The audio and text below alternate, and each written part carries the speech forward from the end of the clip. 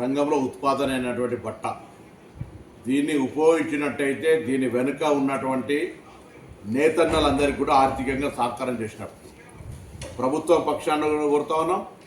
నేను విద్యాశాఖ అధికారులకు కూడా లేఖ రాస్తాను. రేపు టీచర్స్ డే రోజు కూడా ఆ సింథటిక్ శాలువాల బదులు కాటన్ శాలువాలు వాడండి.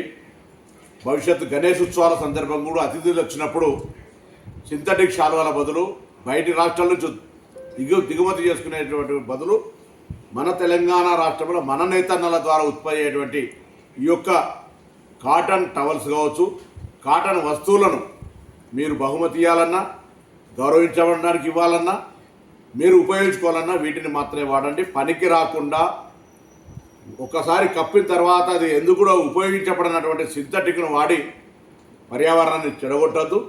పర్యావరణానికి పనికొచ్చి, శరీరానికి పనికొచ్చి, అందరికంటే ఉత్పత్తిదారులైన నేతన్నలకు మనం ఒక సపోర్ట్ చేసినట్టయితే కాబట్టి ఈ యొక్క చేనేత రంగాన్ని ప్రోత్సహించమని నేను ఈ సందర్భంగా విజ్ఞప్తి చేస్తా ఉన్నాను.